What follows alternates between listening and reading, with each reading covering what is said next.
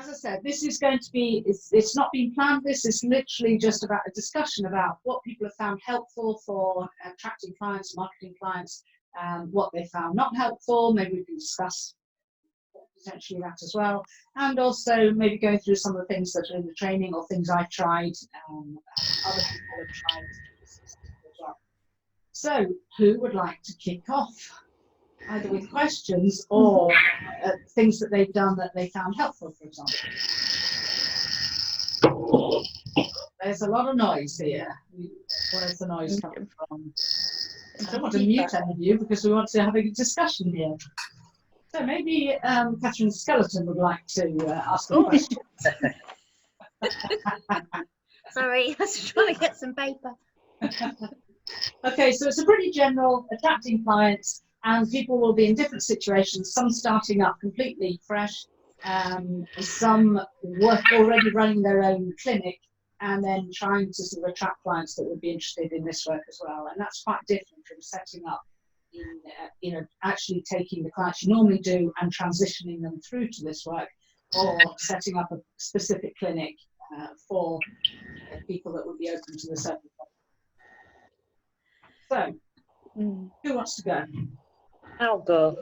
I think one of the things for me is, I'm only just kind of starting out, is thinking about sort of attracting clients is kind of, I suppose, wanting, sounds a bit strange, but wanting to attract the right client. In other words, having that process of, because I will own, although my background's in physiotherapy, it will be, I'm wanting to solely do SIRPA clients, not doing general musculoskeletal physiotherapy, and kind of that process of kind of, yeah, getting people, ensuring people kind of have read some of the stuff before, aware of the approach, etc.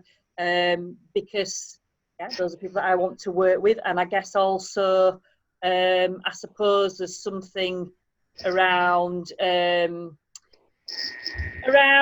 not wanting to take money off people if they don't really understand what the approach is, and also kind of not wanting to get, I mean, might get to a stuck point with other things, but not wanting to get to a stuck point because they haven't kind of, they don't really understand that background. So whilst I appreciate they may not, they may not be fully informed and raring to go to have had some, to have read and understood some information. I have lots of people telling me, oh, you'll get loads and loads of clients and this kind of thing. It's like, yeah, there's lots of clients in pain, but I want to get the clients that want to do this type of work. So I think that's kind of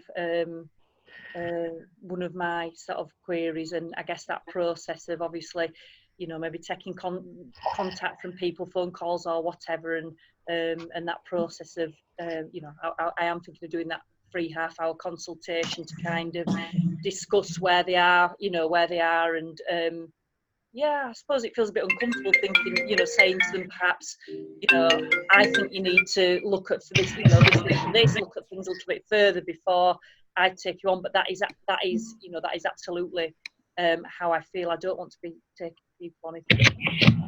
Okay, so taking people on as a patient, for example, is very different from running an open day, for example, or giving a talk.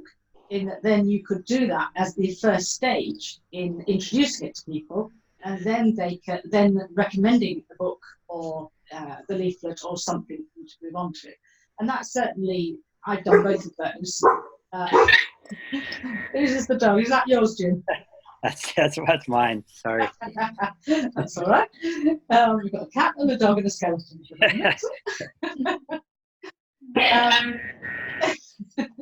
So again, that's about getting people to that point, and there are different ways of doing that. So that's one stage of it. So let's make sure that we cover that, and we can maybe use that as something to discuss as that first stage of how do you get people to that point. So is there anything else before we start discussing that anybody else? Because I think everybody, that's basically, I would imagine that's what you're all interested in anyway. Yeah, I'm only at the stage of, I've still not finished the level 2 training because things keep getting in the way, and so I'm still watching the videos of social media type thing. Yeah. So I've got social media for my business anyway, but it's now I'm going, okay, I need to adapt some of this, and knowing how much to put in, what to put in, what how to describe what we're doing, really, and bearing in mind the ASA play and wording of things, really, I think is where I'm at the moment, knowing what to put on my website and on social media to attract people, but also to remain the right side of the law, or the Okay, so I'm just going to note some of that down, because then we can make sure that we try and cover everything before the end. So that's so really social media is part of that, bringing people in, but it's how to use social media for that. I think I've been getting conflicting advice about that as well. So some people will say, like, social media, it's it's what you have to do these days, you need to go with it. And then other people have kind of said to me, actually, until your business is making £100,000 a year, you don't need to worry about social media, you just ignore it. Like, you should be everything face-to-face networking. Right. So there is quite interesting conflicting advice out there. Okay, yeah.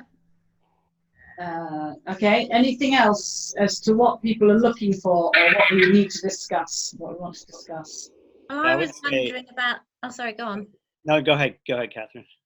I was just going to say, would it be wrong to do sort of evening lectures, 6-week evening lectures on chronic pain on a rolling, or do 6 weeks, have a few weeks off, and then have some other interested parties to do some of the lectures, just 45 minutes, one evening a week? I don't know if this has all been tried and tested and it's helped or it's not. So that's what are you saying these are things that people pay for, or is this an introduction?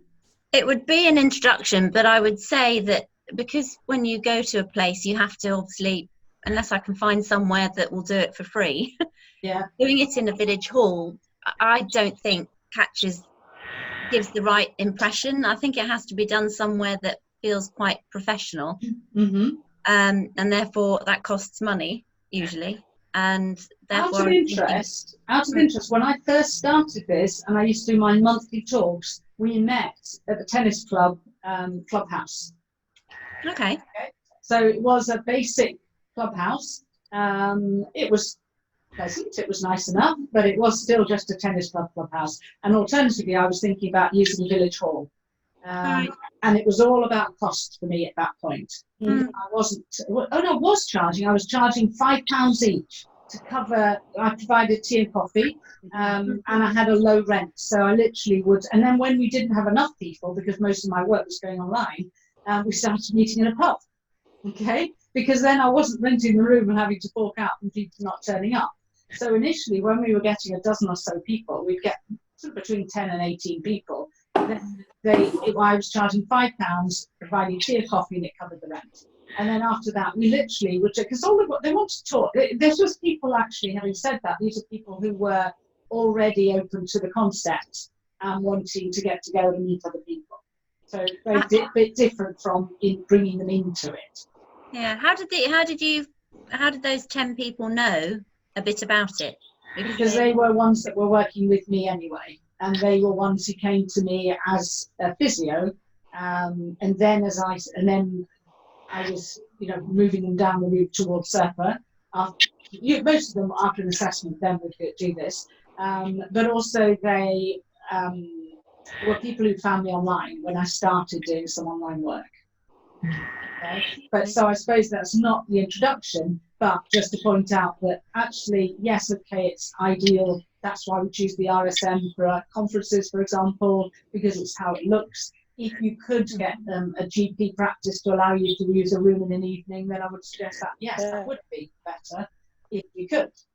or a therapy room or something. But again, it is cost, and don't worry too much, because people are keen to get together anyway. And if you've just got a room to give a talk, I don't think it's critical if you're looking at costs.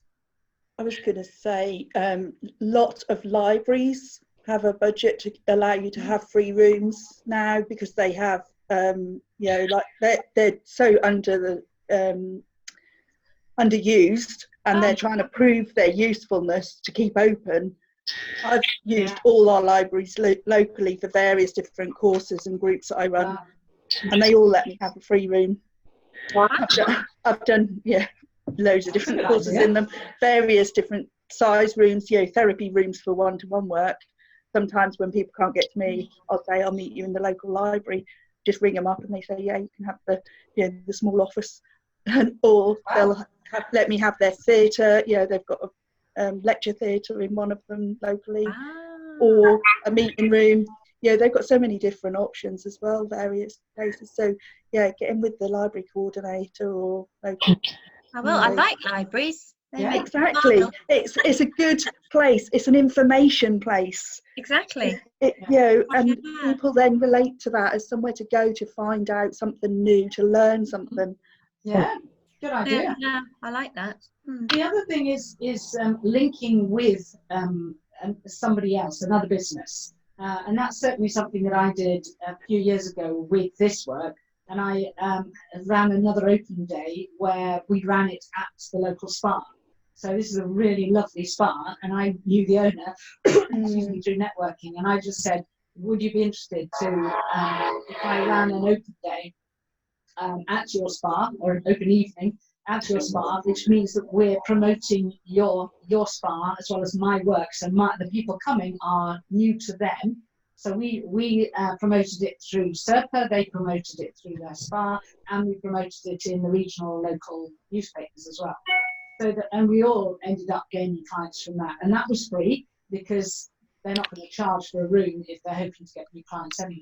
So that, again, doing that sharing with somebody else. How can you, and be innovative, you know, be really innovative about what might be something useful that somebody else would be interested in.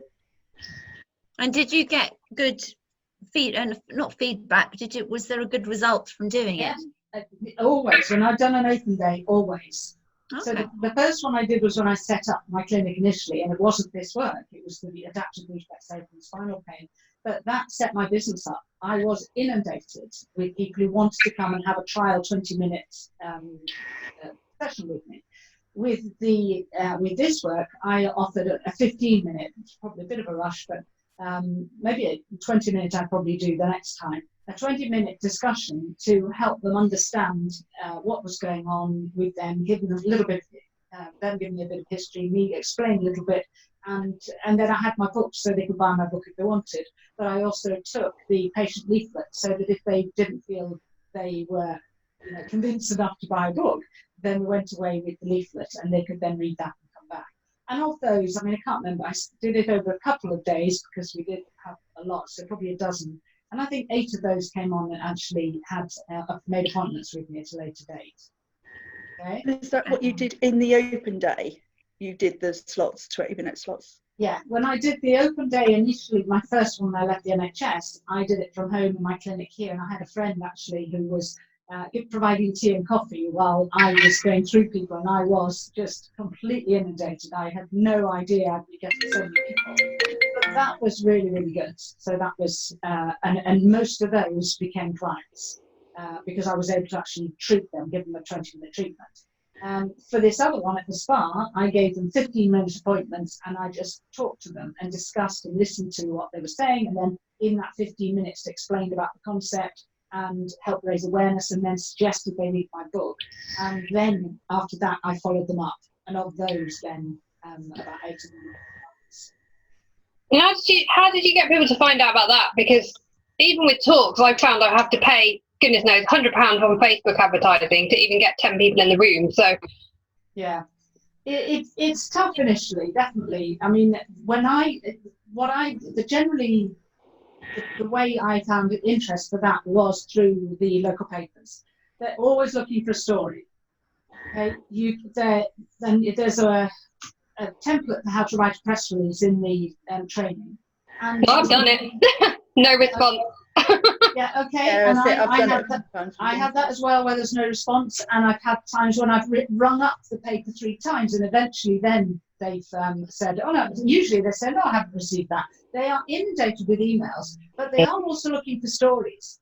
So if there's a story on the SIRPA website or somebody near, in your area that you can use, then great. They always want something relevant to their area, or you doing something completely different, okay? And often the journalists want to come and try it out as well and find out more, okay? But this is about being persistent, and it really is, and it is about picking up the phone and ringing the journalists, get to know them. I know them on first term basis now, the Yorkshire Post and the local Huddersfield Examiner. And at first, I remember standing and shaking in my boots, ringing up our Huddersfield Examiner. And then when she eventually came, it turned out her daughter was in the same class, same year as my daughter in the same school. And then you realise they're actually just sort of normal, they're just like us. And it's about developing that relationship with them so they may recognise you as the specialist as well, so that then they're more likely to ring you. And it takes time. It's not something that you just quickly do. It's about building relationships with them and then realising what you do. But the more, don't just assume that if you send an email, they're going to get back to you, because that's not going to happen. Okay, send another one, and send it and follow up with a phone call, and just ring the paper or the health journalist if there is one, and actually just say, I'm just checking that you received the email I sent. I'm running an open day, and if it's free and it's for the benefit of their readers, they're usually going to share it. Jim, you're nodding. You've had this, presumably. Yeah, I mean, I think what's also one of the things I wanted to touch base on was, I'm not sure how many of you are just working locally within people in your area, like in person, whereas I'm doing a lot of traveling, as Georgie knows. I travel a lot, so my work I'm trying to promote more over Skype and through internet-based type stuff. So I'm actually don't work with too many local people, surprisingly.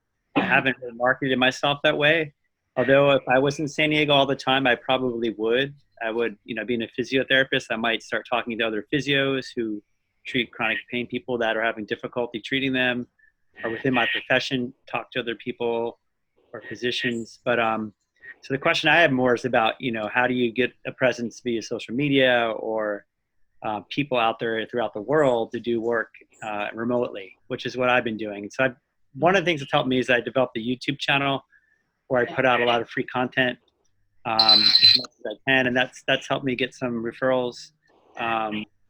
Getting my name on the TMS wiki page and PPDA page. Dr. Schubiner will sometimes send me some referrals in San Diego or California. So little by little, but it is a challenge, and it's I'm constantly looking for ways to more business, or more patients, because they come and they go, right? You help people and they move on, and it's not like a doctor where you have your patient forever. So one thing I would also ask is whether all of you are asking for testimonials and asking for success stories as well, because those are really good to promote. And I must admit, I've got a bit laid back about those and not remembered to do them recently, but until the last few months. And now I've got a couple booked in now.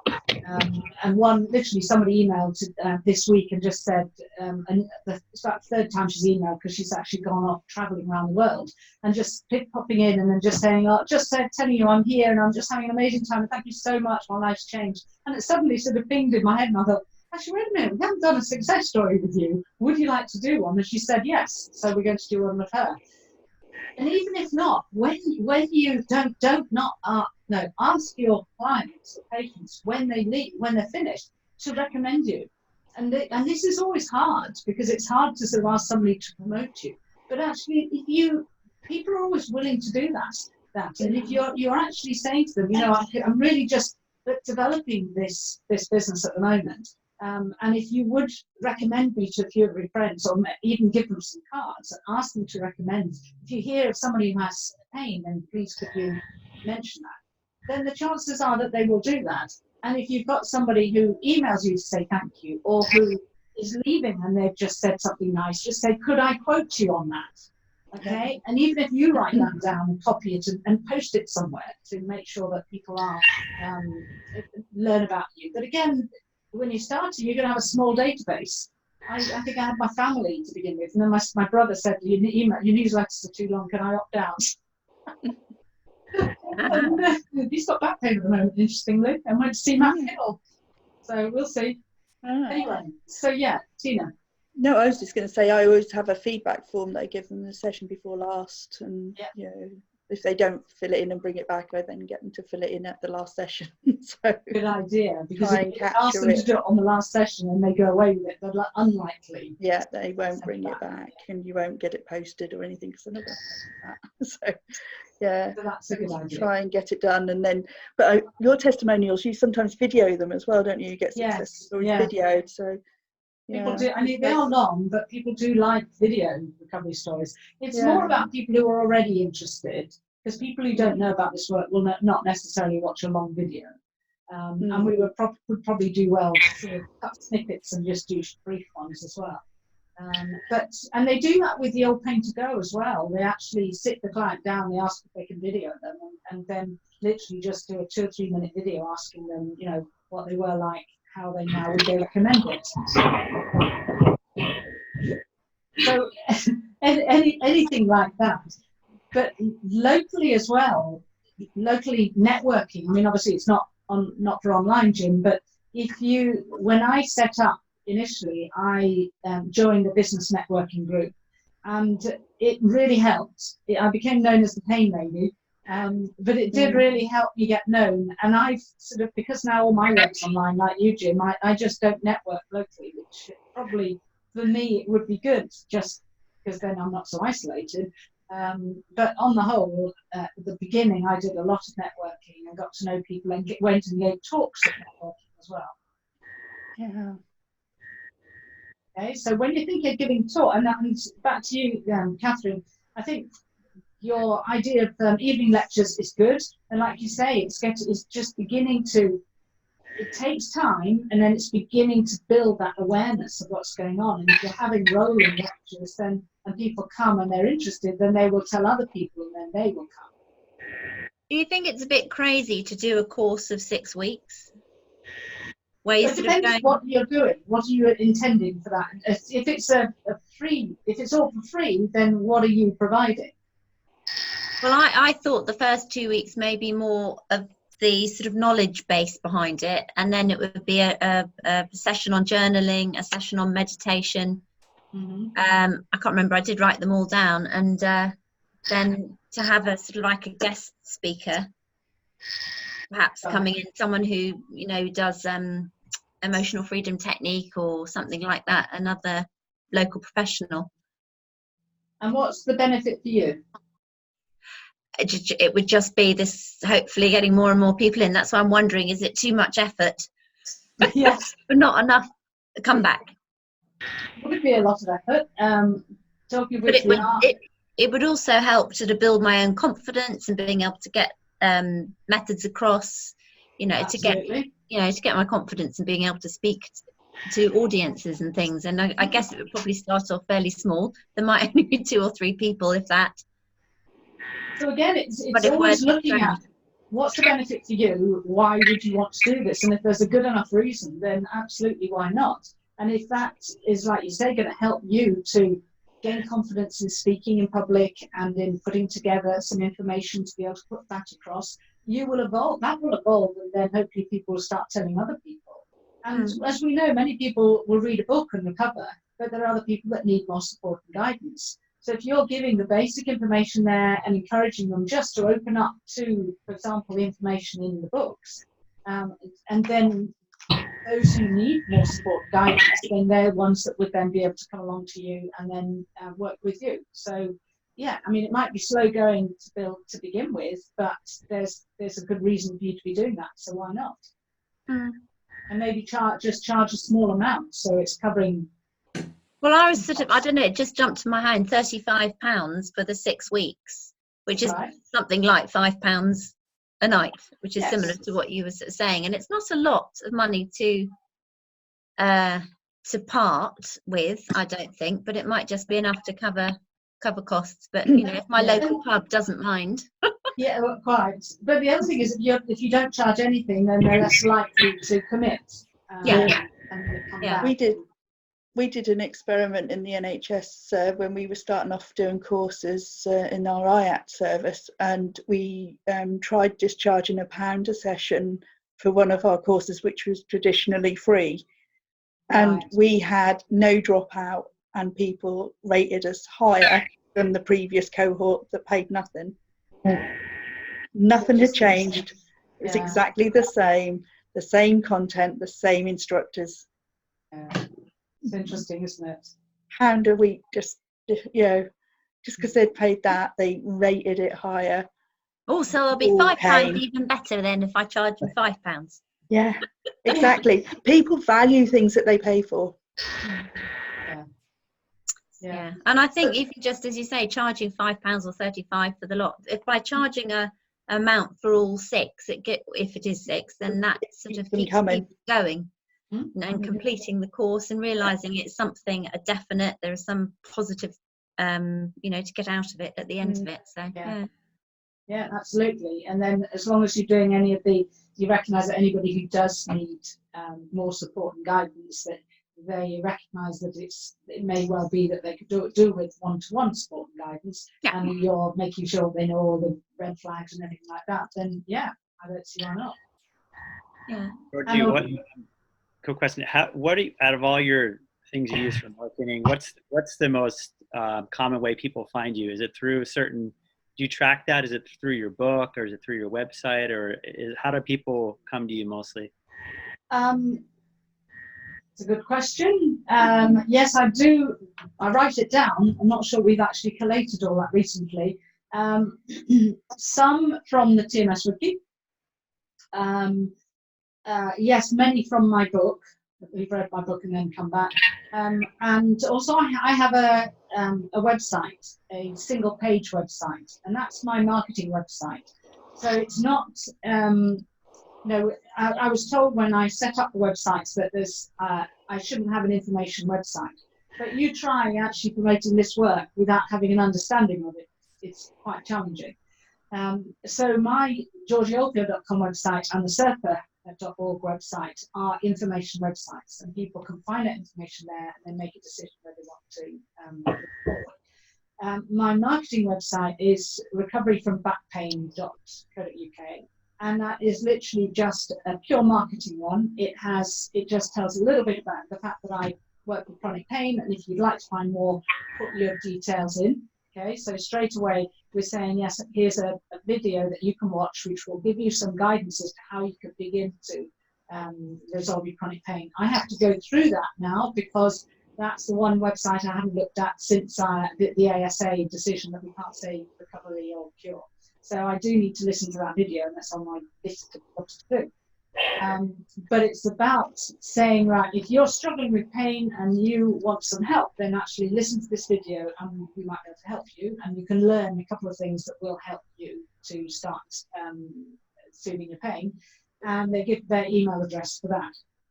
And then when they've listened to that, if they want, that's when they can book a 30-minute appointment with me. So most of my 30 minutes, maybe 50% of my 30-minute appointments are booked from that website, and others come through my own website as well. So I can't give you an exact thing because it's pretty, I'm not 100% sure, and we probably should.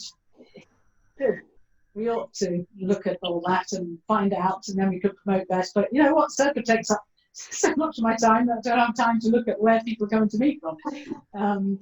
But also having built up the newsletter as well now, so we've got something like, so it's not huge, but like 7,000 on the newsletter database as well. But I literally started with small, it's just gradually built up, and then every time I do a health analysis call, not every time because Zoe tells me off for this because I sometimes forget. But I'm supposed to ask, are you on our newsletter list? Would you like to be included? And of course, sometimes I do forget. But that virtually all of them, they're either on it or they want to be on it. So that's another way. Once they've actually signed up for a health analysis call, then they can be added to the newsletter list. And then we know that there's an interest, and even if they don't want support at that time, we've got them caught in the database, and then we can actually be sending off things and sowing seeds. And there's no doubt about it, if you build up a database, then you are touching, you know how they say you need to touch people, 7 times for them to be interested? And a newsletter is a good way to do that. And if you're going to do a newsletter, then it shouldn't be a salesy one where you're selling things all the time. So most of the time mine's an information one, but every now and again, yes, we do promote like the conference or the summit or things like that. But we make sure it's balanced with a lot of information. And like the next one going out, Jim's going to have your YouTube video, the exercise is medicine one, which is great. So that will be going out hopefully on Thursday with the newsletter, with a blog that I've written. You do it on a weekly basis, Georgie, or do you have a schedule, or just whenever you have something put out there? It was weekly, then it got to sort of every other week, and now I try and make sure it is every other week, but sometimes that doesn't happen. But I do my best. Sometimes Zoe writes it, and most of the time I do. But I try and make it every other week. And it's more the regularity, apparently, that's important than how often they're sent out. But what you're doing, you're reminding people that you're there. And then you can send out offers, you can send out some just really interesting stuff for them to see. And the amount of times I get emails back thanking me for what I'm sending out, even if it's just somebody will say, you know, I've been following you for the last 3 years, and you know, you send such great information out. It's not mine, it's usually shared stuff. But they're still there and observing, even if they haven't yet at that point decided to make an appointment, but something will trigger them when the time's right for them. Okay. So as far as, you know, you were saying about doing this group thing, Catherine, then, you know, there's just talks. When I first started out, I would go and talk to the Women's Institute, to talk to GP practices, literally go in and they do training sessions. So I would ask if I could come and talk about my work with them. And I went round a number of the GP practices in the area. I don't know that it had a huge impact because probably it was 12 years ago, and you know, they were struggling with, especially with the concept that Sana's theory that it was hypoxia that was causing the pain. So that was always the thing that, from really believing it fully. But that is something, if I had time to do now, and it would be beneficial for me if I wanted to build up client-wise, then I probably would be going back to those GP clinics that I come and talk to you again, because we've got so much more evidence base now. I keep trying to pluck up the courage to go to the CCGs rather than the doctors, because actually the CCGs are the ones that would then influence the GPs. So maybe like, make a they feel commitment so tonight. much more scary, don't they? Yeah, but they're still people. They are just people. I mean, you know, I know a few of them, and yet they still feel scary somehow. Of course it is. And today I picked up the phone and tried to ring Susanna Sullivan, who wrote the book It's All in Your Head, because I really wanted her to speak at our conference, and I still find that challenging. It's like cold calling, isn't it? Yeah. I found that really hard. But actually, if you write down what you want to say, make sure it's clear, stand up beforehand, do the Superwoman pose or Superman pose, and get yourself ready. And I used to fluff it so much when I was talking to people in the past, but it doesn't matter. It's just gaining a bit of interest, and then as you get talking, then you can. And we've got the evidence to share with them now anyway. And even if you just ask to come and have a chat with them about this really exciting pioneering work and share some of the studies that there are. I mean, because a lot of my clients, I'm hoping, are going to come from my fibro group, because I run a fibro group. So, yeah, I keep planting the seeds there, and but they're all in a position where they couldn't pay for treatment. Yeah, they're all on benefit. For all of us. Always the big bugbear for all of us, that, you know, there's a lot of patients and people I talk to where they can't afford anything. But then it's about making sure we've got something to share with them. Because Yeah. the more we give out, the more we get back. So Exactly, which is why at the our fibro meetings every fortnight, I'm sort of just giving them like like last week I did a meditation and talked about the benefits of mindfulness and how they can take it off the cushion and things like that. So it's just like a little bit there, and that's why I'm thinking about the CCG, because I think they'd just give us some funding to to do it for fibro patients. It'd be brilliant. yeah, absolutely. Yeah. Well, you won't know if they'll say yes or no unless you ask them. No.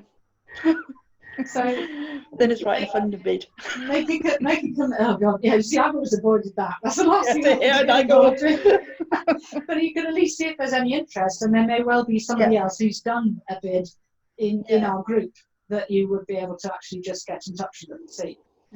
Because there are people running groups, and we're actually talking soon about with other NHS people who are interested in running groups within the NHS.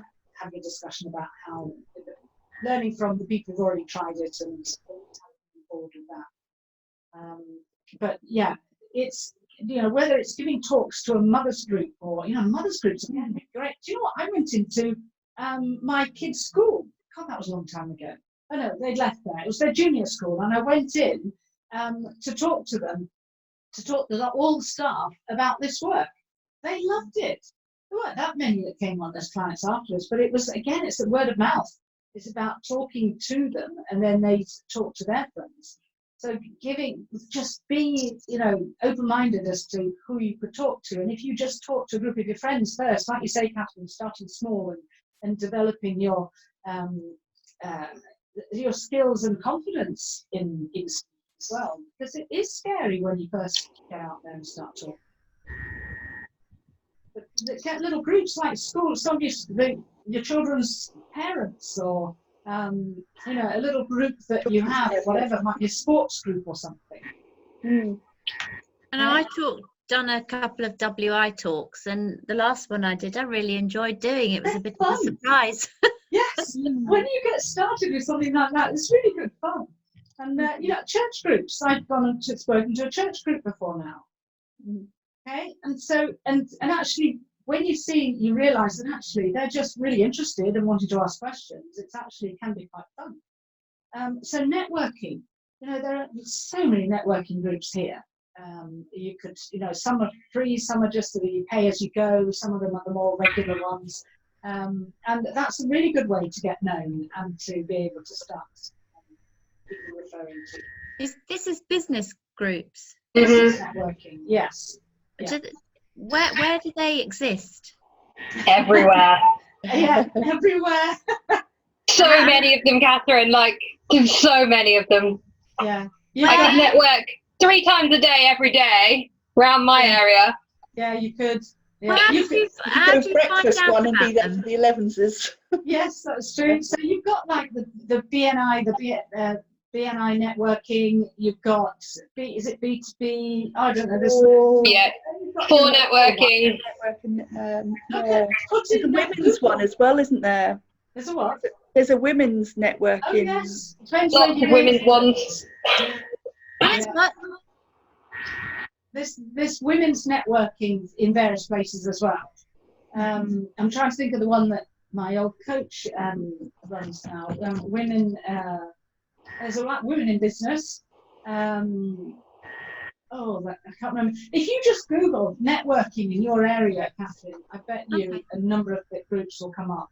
And that's a great way to socialise and get to know people anyway. If you go on Eventbrite and put in your local area, that usually has quite a few of them on there. They advertise on there usually. Okay, Eventbrite. Yeah. Another thing as a way that I haven't done, but as a way of getting out there is to set up a meetup group. Have you ever thought of that, Jim?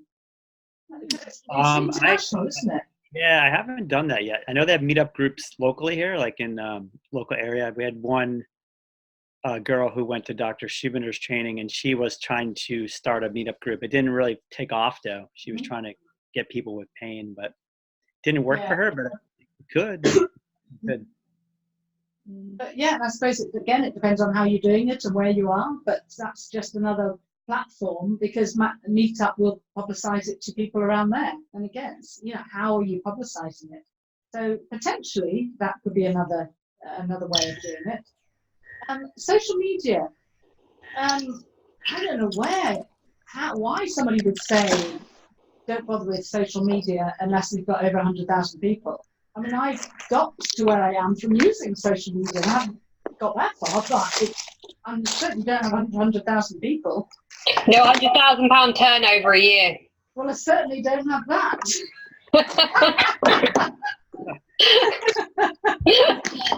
So no, I mean it's got me further by using social media. There's no doubt about it. But and I do have support with social media as well. Because but only 2 hours a week, so it's very cost effective. And in that 2 hours, and they are, the Janet Baird who did the social media videos. So, and she's a good friend anyway. And one of her staff looks after the SIRPA. Now it's more Instagram actually. It used to be mainly Twitter, but mainly Instagram now. Because you know what, I can't be bothered anyway with all of it, and I find it hard to keep up with everything. And if any of it's LinkedIn that we probably dropped too much. And the Facebook group is the main one that I deal with, and Zoe and I support each other with. Well, we schedule loads and loads of posts to go out. So, and I remember Zoe saying to me, "How do you find all these articles?" And I don't really look on Facebook for myself, but I just scroll down, and it's so many people are sharing things, aren't they, Jim? I get gym stuff, and there's other stuff that goes into the, all the TMS groups as well. And then just it depends on who you sign up to observe, to watch. So I follow Lisa Rankin. I follow all sorts of groups that share the sort of things that I want to share. So Adverse Childhood Experiences group of some sort, can't think what. Is it the Little Buddha? Little Buddha, yeah. Little Buddha. They send always relevant to our work. And so the more you share, the more people are reading and they're sharing things, and it's raising awareness of us as well. And then you can post your own stuff on there too. So it's a way of definitely developing awareness online, which is, how can it not be bringing people in, even if you've only got, 10 people initially on your page or in your group?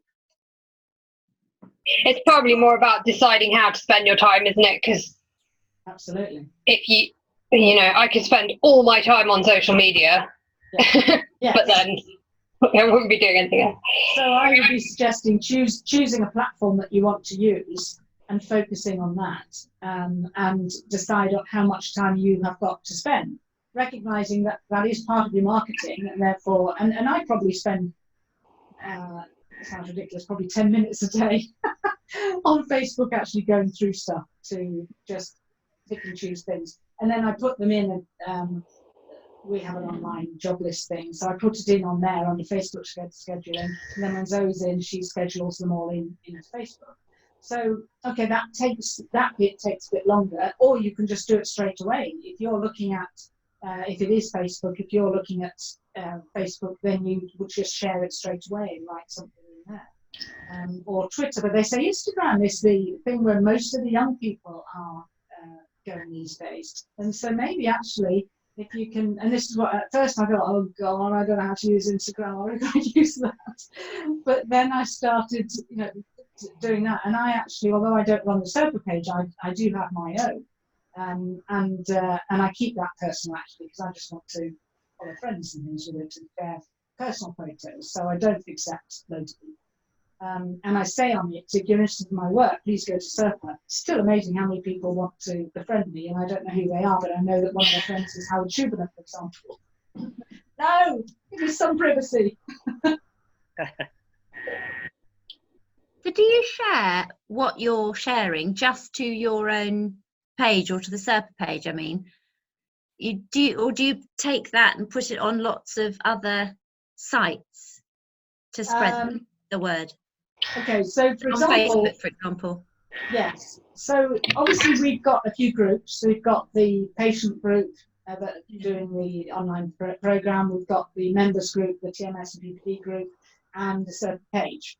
So generally, I will always share to the SIRPA page. But then, like, if there's something, sometimes I'll share it elsewhere. Because most people in those groups are also following SIRPA, but not all of them. So I will pick and choose. But on the whole, I will share to the SIRPA page, and then I will pick something from there to share in the newsletter, for example, because not everybody in the newsletter follows the SIRPA page. So I will use the same thing and share them in different places, definitely. Okay. And from the SIRPA Facebook page, Mel takes things from there to share on Instagram and Twitter, for example. Although actually everything I share on the SIRPA Facebook page automatically goes onto the Twitter page. Okay, so they're linked in, so they all, so I know that I'm always sharing content onto Twitter, even though I don't actually go onto Twitter very often, or just check it every now and again. Or Mel will say, "Somebody's asked a question, can you go in?"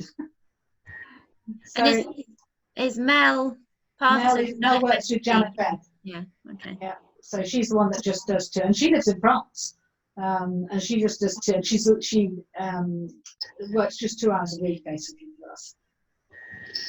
Okay, so but by sharing with the SIRPA Facebook page, it automatically goes onto Twitter, so I'm not having to constantly go onto Twitter unless we're leading up to a conference or something. But I mean, personally, I think social media has really helped. Well, I know it's massively helped SIRPA get more recognised, and then getting to know other people and following other people gives me the content to make there.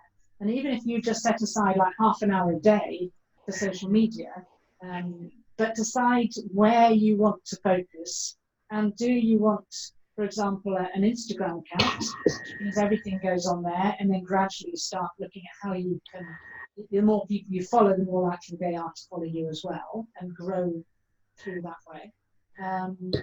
Or do you want a page or a group where people can actually talk to each other in the group? The SIRPA page is quite nice because we post things, people can comment, but they can't discuss things like we do in our group, for example, and different people can post. Yeah. So group would be more difficult for a business one. I was told the other day on a social media workshop that I was on that if you share stuff to your page, only 6% of your followers will actually see it. So that's the extent to which Facebook has turned it down. Yeah. I think it's much more successful running groups at the moment for marketing. Right. But yeah, it's knowing what the group's focus is and how to kind of. And you need to be a bit more involved if there's a group. Yeah. To be there and sort of just moderating it and making sure what's there and posting things and keeping an eye on what people are posting as well. But yeah, absolutely. And it depends on what focus you want. And also whether you do want to focus on Facebook now or Twitter or Instagram. And that's the thing, it's not just, Facebook's not the only setting. So it's difficult to choose, but it's just, you know, even if it's just have a look at them, research them, and then just pick one and focus on that. I got to cut out here, everybody. I've got to actually have a client here in the next couple of minutes. So okay. Nice to see you, Jim. Yeah, good talking. Thanks for all the information, everybody. Appreciate it. And Bye. Bye. we'll see you next time. See you Okay. again. Bye. Bye-bye. So the introducing to people is, are they people coming to you as clients, and then you assess them, and then you begin to explain the concept to them, maybe pointing out any anomalies in how they're presenting with what the symptoms are, for example, and that's one way, and then maybe sending them off with a leaflet.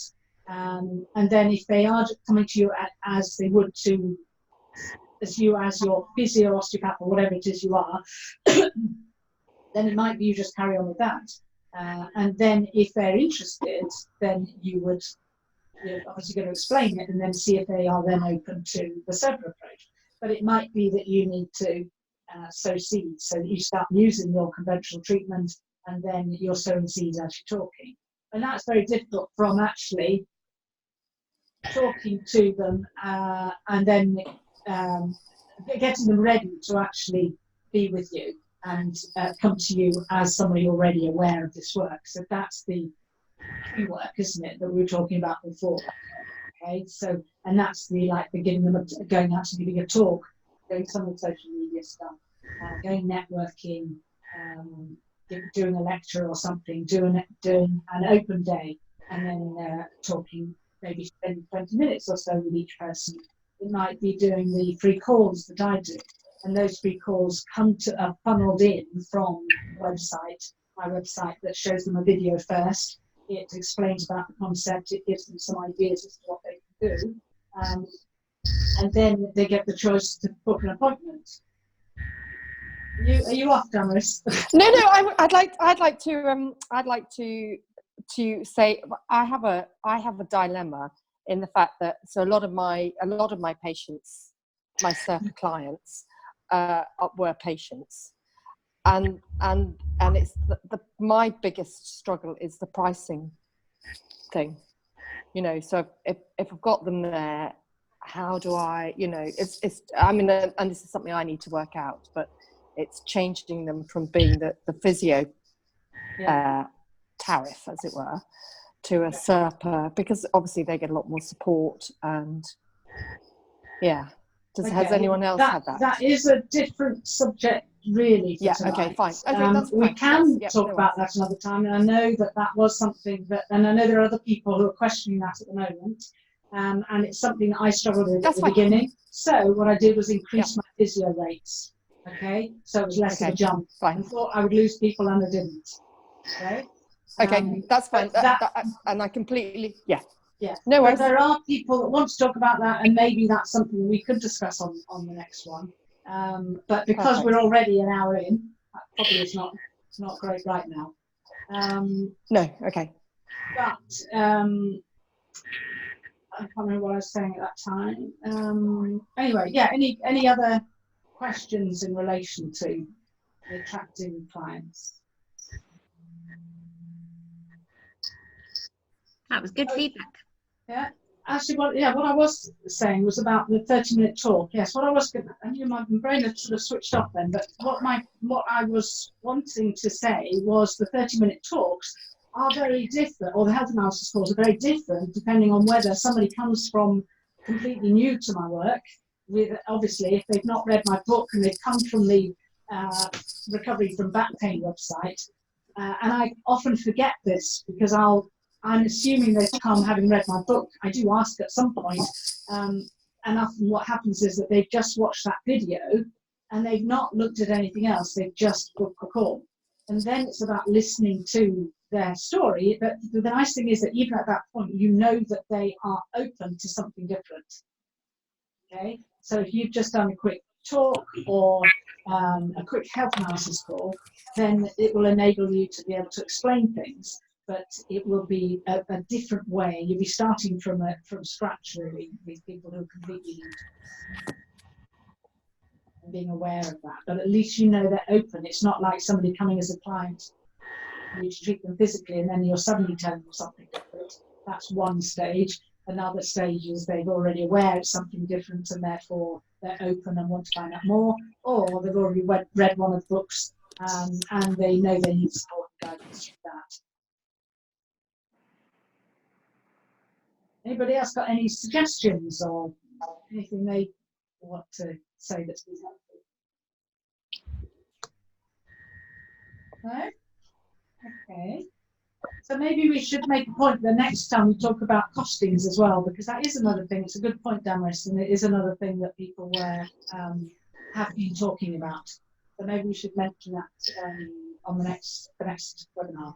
Like this time, I wanted to specifically say, let's do attracting clients, because so many people keep mentioning that, and I just thought it's useful. And don't forget as well that it's on the level 2, there is a whole section about social media.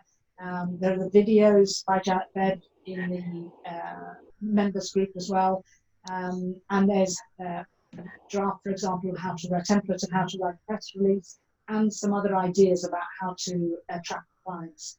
And it really is just seeing what you feel is best for you, but also getting yourself out of your comfort zone a bit as well. Okay? And push yourself out there to pick up the phone and ring a journalist, for example. And it's quite incredible. The first time you do it, and they actually say, "Oh yes, I'll come round and tell me about it," or whatever. It's, "Oh, okay."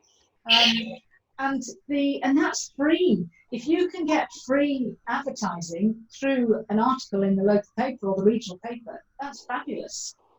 And if you've got a client you can talk about, and it's a local client, but even better, because they'll be looking for that. And if not, who do we know? Who do you know that maybe lives in your area that we could then use them to help you raise awareness as well?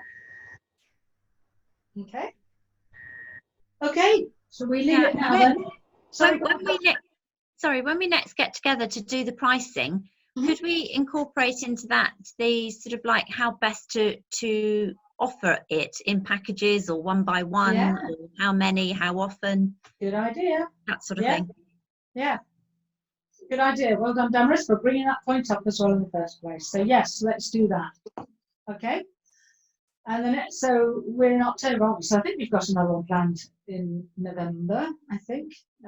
But yeah, we shall see. So yes, let's note that down as a topic that we can all discuss. Brilliant. Okay, well, thank you for joining us, everybody. And we'll share this in the group so that people who haven't come can listen to it if they want. Okay. Thank Have you a very good much. evening, everybody. Thank you. Bye. Bye. Thank you. Bye.